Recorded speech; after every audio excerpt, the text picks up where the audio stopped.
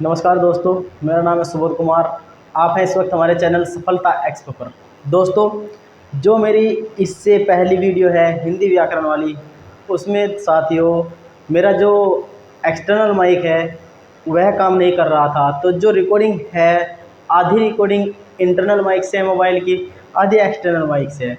तो दोस्तों, जो मोबाइल का माइक है उसमें से थोड़ी धीमी आवाज़ आ रही है, माफ़ी चाहूँगा दोस्तों। लेकिन अब वह प्रॉब्लम हमने हल कर ली है, तो अगली जितनी भी वीडियो आएंगी उनमें सभी में आपको बिल्कुल स्पष्ट और साफ आवाज़ देखने को मिलेगी। तो दोस्तों, हमारा यह शुरुआती दौर है दोस्तों, तो इसमें थोड़ी बहुत ही कठिनाइयों का सामना हमको करना पड़ रहा है। लेकिन धीरे धीरे हम चाहते हैं कि हम धीरे धीरे सभी जो हमारी कठिनाई है उनको दूर करके आपको एक अच्छे तरीके से सभी क्लासेस आप तक पहुंचाए। आज दोस्तों हम आपको यूपी टेट और सी टेट के लिए जो मनोविज्ञान से संबंधित कुछ महत्वपूर्ण प्रश्न हैं जो सबसे ज़्यादा पूछे जाते हैं दोस्तों, उनके बारे में पढ़ाएंगे। तो आज किसके बारे में पढ़ाएंगे? हम थोड़ा सी टेट के बारे में पढ़ाएंगे, थोड़ा यूपी टेट के बारे में। पहला प्रश्न है हमारा, बालक का विकास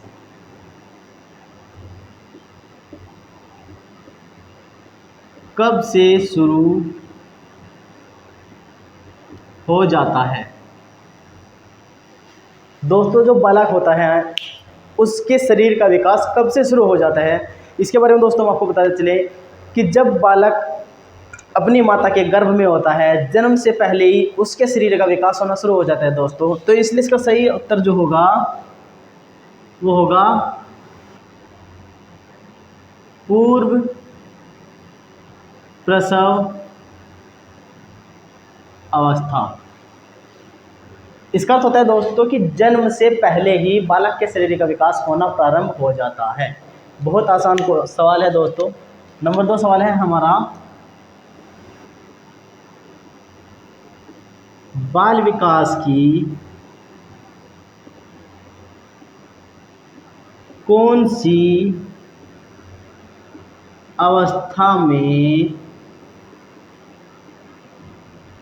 ओडिपस एवं इलेक्ट्रा जटिलता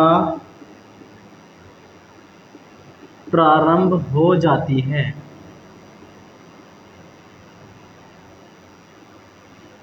दोस्तों, पूछा है कि ओडिपस जटिलता और इलेक्ट्रा जटिलता किस अवस्था में, बाल विकास की कौन सी अवस्था में प्रारंभ हो जाती है? तो दोस्तों, ये जो दोनों जटिलताएं होती है वो होती है हमारी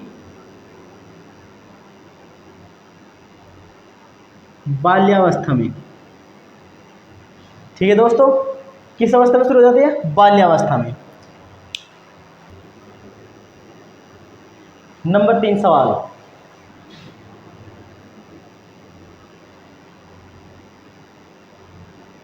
ओडिपस जो जटिलता है दोस्तों,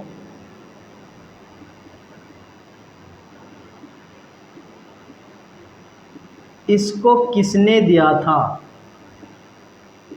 या फिर कि इसका प्रतिपादन किसने किया था? प्रतिपादन करने वाला कौन था इसका?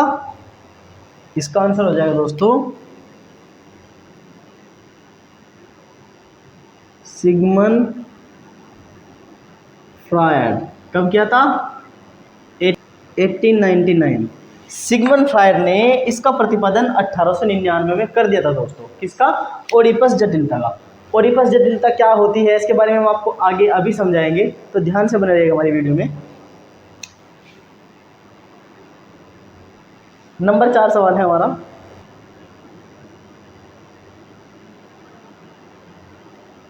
ओडिपस जटिलता किनमें पाई जाती है? दोस्तों, किनमें पाई जाती है ओडिपस जटिलता? यह पाई जाती है बालकों में। किनमें पाई जाती है दोस्तों? ओडिपस जटिलता जो होती है हमारी वो बालकों में पाई जाती है दोस्तों।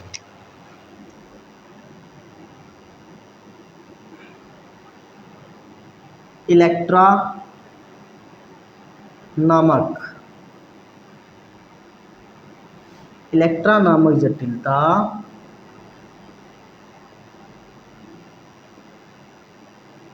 किन में पाई जाती है? इलेक्ट्रा नामक जटिलता किन में पाई जाती है? इसका आंसर हो जाएगा दोस्तों हमारा ओडिपस जटिलता बालकों में पाई जाती है, तो इलेक्ट्रा जटिलता आपकी बालिकाओं में पाई जाएगी।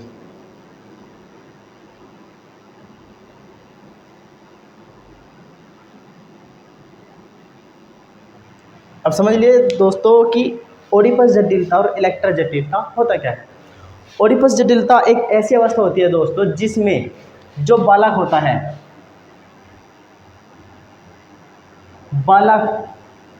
अपनी माँ की तरफ अग्रसर होता है, अपनी माँ को ज़्यादा अधिक प्यार करता है दोस्तों। ओडिपस जटिलता में जो अपना दुलार होता है, माँ भी बेटे की तरफ दिखाती है और बेटा भी अपनी माँ की तरफ ज़्यादा अट्रैक्शन पैदा करता है, ज़्यादा अट्रैक्टिव रहता है बच्चा, माँ के लिए ज़्यादा अट्रैक्टिव रहता है। जब देखो तभी वह माँ के बिना कहीं पर भी नहीं रह पाता। ठीक है दोस्तों, तो वो जो जटिलता होती है वो होती है ओडिपस जटिलता। ऐसी दोस्तों जो होती है अब हमारी इलेक्ट्रा जटिलता जो होती है वह लड़कियों में पाई जाती है। इसके अंदर क्या होता है दोस्तों कि जो लड़कियां होती है वह अपना प्यार वह पापा के ऊपर ज़्यादा दर्शाती है, अपने पिता के लिए ज़्यादा दर्शाती है, जिसके लिए दोस्तों हमारे समाज में कहावत चली है कि पापा की परी।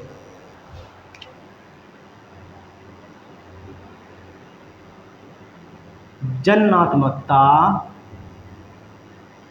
बनाम को हम ऐसे भी लिख सकते हैं दोस्तों, वर्सेस जननात्मकता बनाम स्थिरता की आयु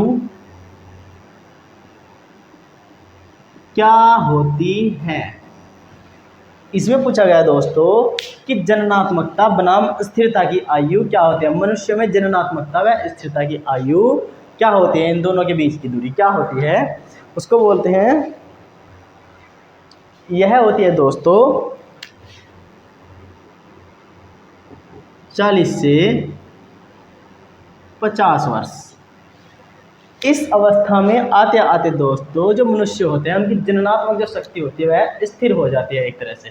इससे पहले तो उनकी जननात्मक शक्ति बहुत ज़्यादा, एक तरह से कह सकते हैं कि बहुत ज़्यादा विकास करती है, वृद्धि होती है उसमें, लेकिन 40 से 50 वर्ष के बाद उसके शरीर में स्थिरता आने लगती है दोस्तों, उसकी जननात्मक शक्ति कम होने लगती है।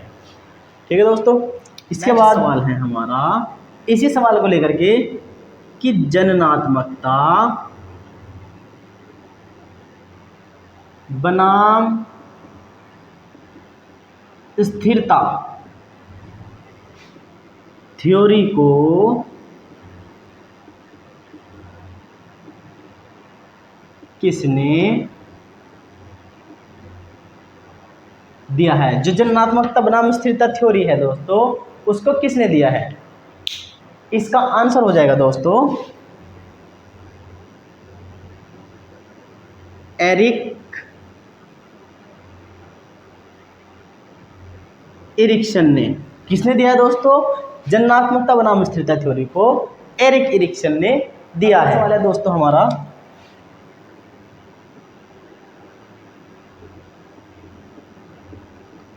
आत्मीयता बनाम अलगाव किस अवस्था में आता है, उत्पन्न होने लगता है? तो उत्तर क्या हो जाएगा दोस्तों इसका किशोरावस्था। जो किशोर होते हैं ना दोस्तों उनमें एक अलग ही भाव उत्पन्न होने लगता है, वह दूसरों को देख करके इंस्पिरेशन लेने लगते हैं कि हाँ मैं भी ऐसा बनूंगा, अपने जीवन में मैं वह मुकाम हासिल करूंगा, मैं ये करूंगा, मैं वो करूंगा। यह सब भाव किस अवस्था में उत्पन्न होने लगते हैं? आपके किशोरावस्था में उत्पन्न होने लगते हैं दोस्तों। ठीक है, नेक्स्ट सवाल है दोस्तों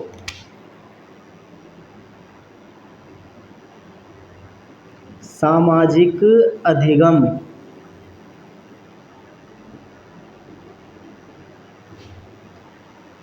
का सिद्धांत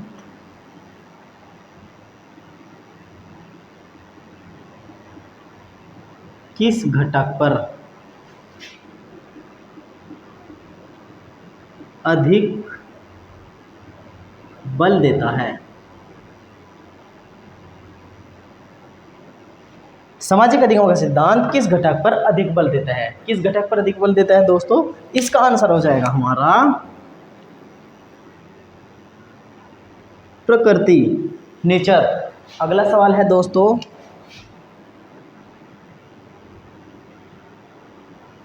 विकास का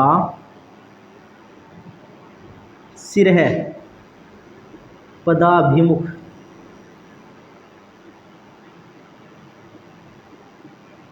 दिशा सिद्धांत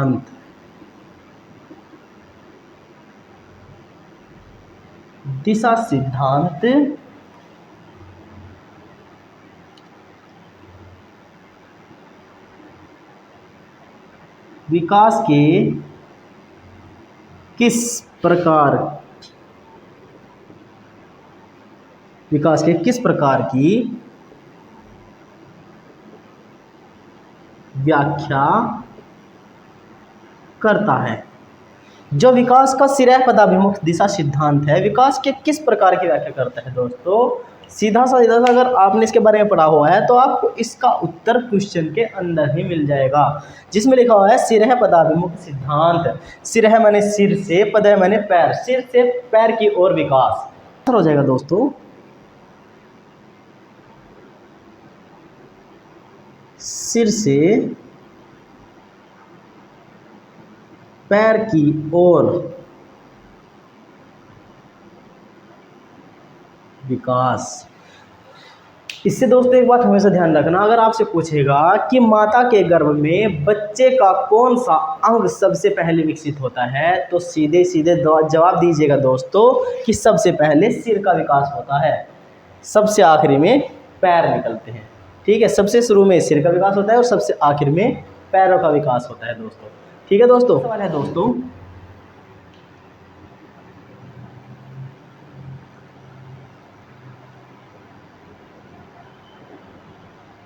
किशोरावस्था जीवन का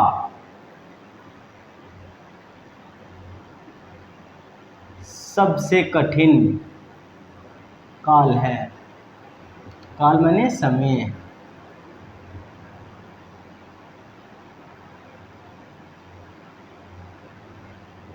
यह कथन किसने कहा है?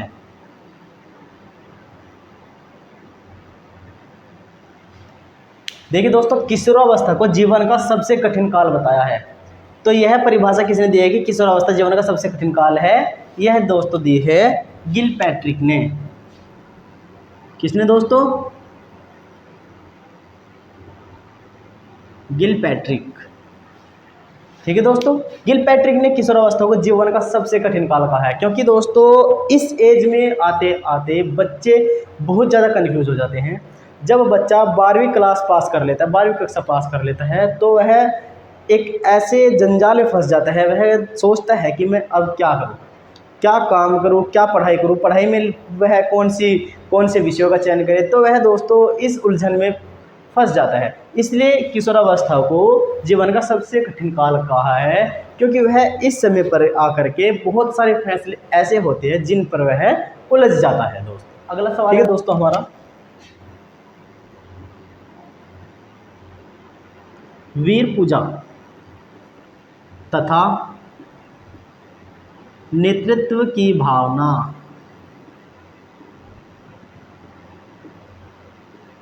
किस अवस्था में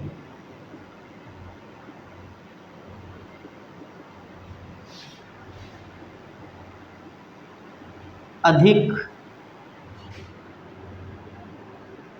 जागृत होती है, या कह सकते हैं किस अवस्था में अधिक उत्पन्न होती है? बच्चों के अंदर वह अवस्था कौन सी है जिसके अंदर वीर पूजा तथा नेतृत्व की भावना उनके अंदर बढ़ने लगते हैं दोस्तों। वीर पूजा से क्या मतलब है दोस्तों? जैसे हमने किसी की कहानी पढ़ी, किसी देशभक्त की कहानी पढ़ते हैं या मूवी देखते हैं, कुछ भी देखते हैं, तो जो दोस्तों उसमें नायक होता है, ठीक है, जिसके बारे में पढ़ते हैं, उसके जीवन को सुन सुन करके ऐसे ही हमारे अंदर भी वीरता के भाव उत्पन्न होने लगते हैं। और दोस्तों हम में उस अवस्था में बालकों के अंदर नेतृत्व की भावना आने लग जाए दोस्तों, ठीक है, लीडरशिप जिसे बोलते हैं, वह एक तरह से नेतृत्व करने लगता है दूसरे बालकों का, ठीक है दोस्तों। तो वह अवस्था कौन सी होती है? इसका आंसर हो जाएगा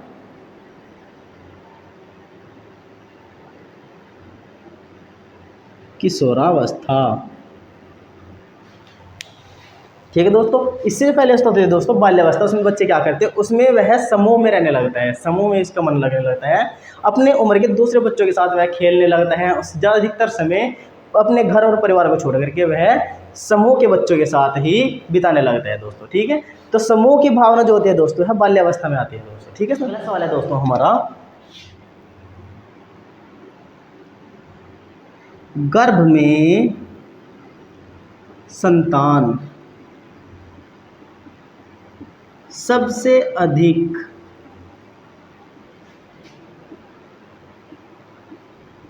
किस चीज से प्रभावित होती है?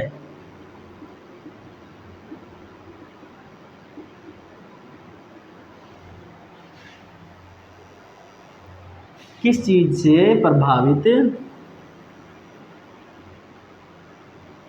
होती है?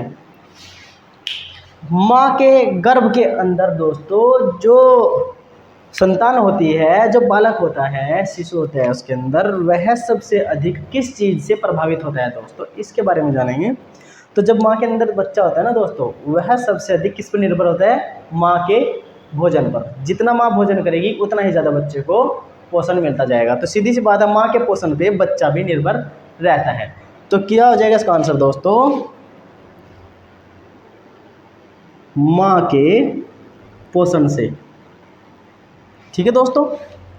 माँ के पोषण से ही सबसे अधिक बच्चा प्रभावित होता है दोस्तों, ठीक है। इसलिए डॉक्टर जो होते हैं वो भी एक गर्भवती महिला को सलाह देते हैं कि पौष्टिक और संतुलित आहार वाले भोजन को ही सेवन करें, ठीक है दोस्तों, जिससे बच्चे को प्रॉपर जितनी मात्रा में उसको पोषण चाहिए वह मिलता जाए, ठीक है दोस्तों। इसके बाद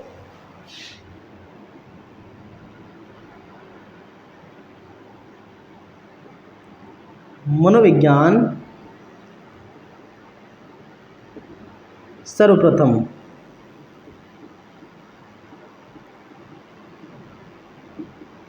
किसका विज्ञान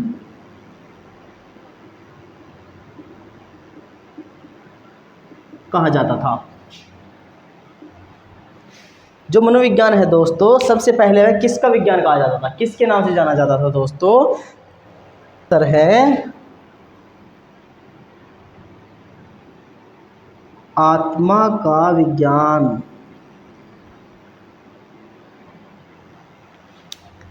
आत्मा का विज्ञान। इसके बाद दोस्तों इसको जाना जाता था मन के विज्ञान से, मन का विज्ञान, और अब जाना जाता है व्यवहार के विज्ञान से दोस्तों, ठीक है दोस्तों। आज वर्तमान में मनोविज्ञान को व्यवहार का विज्ञान के नाम से जाना जाता है। अगला सवाल है दोस्तों, हमने इसका आंसर आपको पहले ही दे दिया है, लेकिन फिर भी हम आपको सवाल लिखवा देते हैं।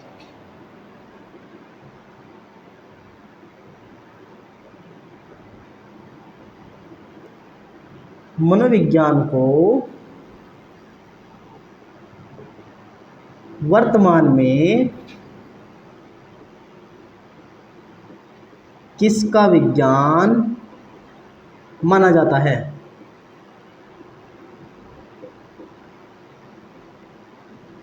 इसका आंसर दोस्तों थोड़ी देर पहले ही मैंने आपको दिया है, अगर ध्यान से देख रहे होंगे तो आपको पता चल गया होगा। व्यवहार का विज्ञान,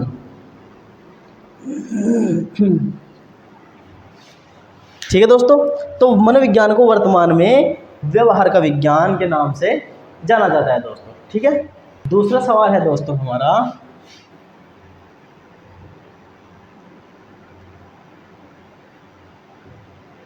जन्म से लेकर मृत्यु तक कौन कौन सी अवस्थाएं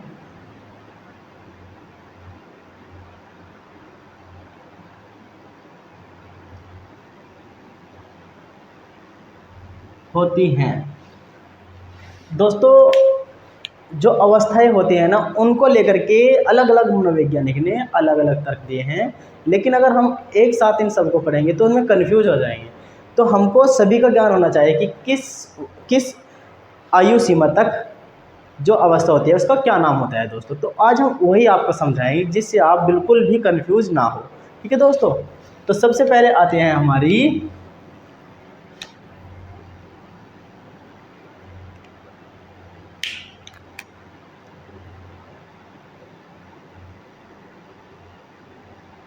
शेषवावस्था, जो होती है दोस्तों 0 से 5 वर्ष। ठीक है दोस्तों, 0 से 5 वर्ष। अच्छा, एक बात का ध्यान रखना दोस्तों, इसे हम आदर्श काल भी कहते हैं। जो 0 से 5 वर्ष की अवस्था होती है दोस्तों, शेष अवस्था, उसको हम आदर्श काल भी कहते हैं। दोस्तों, एक बात आपने पहले भी सुनी होगी कि जब बच्चे होते हैं भगवान का रूप होते हैं। क्यों दोस्तों? क्योंकि उनका मन बिल्कुल साफ होता है, वह किसी भी सही गलत या किसी भी पाप पुण्य को उस वक्त नहीं समझते हैं दोस्तों। जो भी उनके सामने होता है वास्तविकता को भी तुरंत प्रकट कर देते हैं दोस्तों। ठीक है, तो इसलिए इसको आदर्श काल भी कहते हैं। आपने अपने जीवन में सुना होगा कि जो बच्चे होते हैं कभी झूठ नहीं बोलते, क्योंकि उनको पता ही नहीं होता है कि झूठ भी बोलना होता है, झूठ बोलने से क्या हानि होती है, क्या लाभ होते हैं, उनको इस विषय में नहीं पता होता है दोस्तों। ठीक है, दूसरी होती है दोस्तों हमारी बाल्यावस्था। यह होती है 5 से 12 वर्ष। 5 वर्ष के बाद जो 12 वर्ष तक की अवस्था होती है वह हमारी बाल्यावस्था होती है दोस्तों। उसके बाद आती है किशोरावस्था। किशोरावस्था जो होती है दोस्तों हमारी 13 वर्ष से लेकर 18 वर्ष तक होती है। 13 वर्ष से लेकर 18 वर्ष तक हमारी किशोरावस्था होती है दोस्तों। इसके बाद आती है आपकी युवावस्था।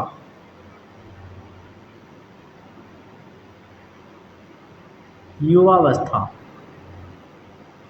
यह दोस्तों हमारी होती है 19 साल से लेकर के 35 वर्ष तक। इस उम्र तक जो मनुष्य होते हैं वह युवा होते हैं दोस्तों, इसलिए यह अवस्था युवा अवस्था कहलाती है। ठीक है दोस्तों, इसके बाद दोस्तों हमारी आती है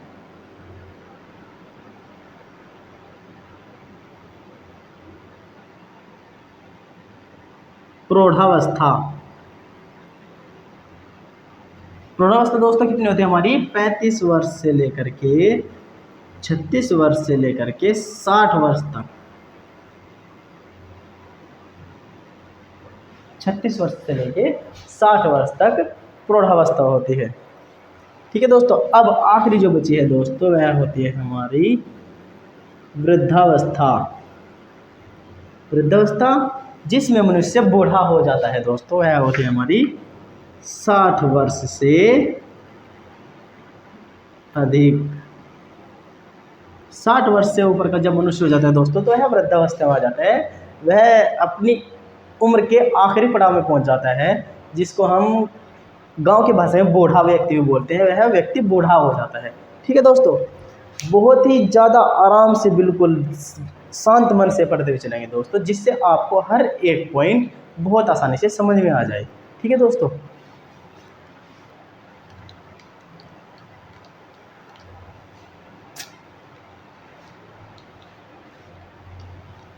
बीच में क्लास को रोकने के लिए माफ़ी चाहूँगा दोस्तों, लेकिन मेरी आप सबसे रिक्वेस्ट है कि हमारी अभी शुरुआत है, जिसमें हमको आपकी बहुत ज़्यादा आवश्यकता है दोस्तों। तो हमारे चैनल को ज़्यादा से ज़्यादा सब्सक्राइब कीजिए और हो सके तो ज़्यादा से ज़्यादा शेयर कीजिए दोस्तों। नेक्स्ट सवाल है दोस्तों, गर्भ में सर्वप्रथम किस अंग का विकास होता है?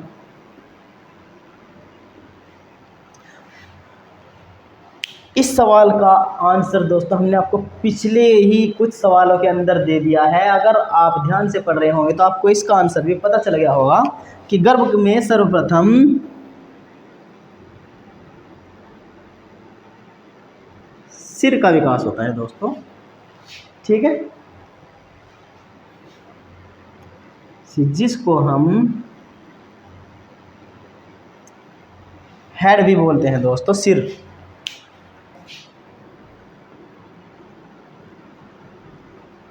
बालक के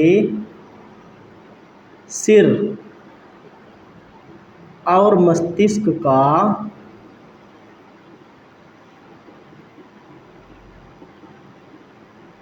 सर्वाधिक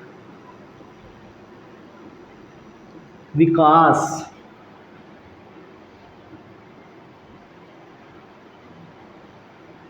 किस अवस्था में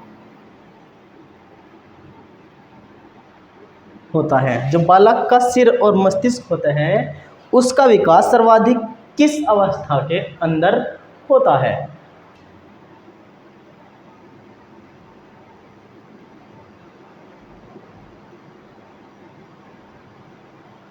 शैशवावस्था में। शैशवावस्था जो होती है दोस्तों 0 से लेकर 5 साल की, उसमें बच्चे के अंदर हर चीज़ को जानने की एक तलब होती है दोस्तों। एक जुनून होता है कि वह हर वस्तु को देख करके उसके बारे में जानना चाहता है। जब बच्चा बोलने लग जाता है तब वह बोल बोल करके हर चीज़ के बारे में आपसे सवाल करेगा कि यह क्या है, यह क्या है, यह कैसे है, यह क्या दिखता है, ऐसी क्यों दिखती है। उसके अंदर उत्सुकता होती है। तो जब वह उसको उत्सुकता होती है किसी चीज़ को लेकर के तो वह बहुत ही अधिक सवाल करता है दोस्तों। इसलिए जो उसका मस्तिष्क होता है उसका विकास शैशवावस्था में ही हो जाता है। ठीक है दोस्तों।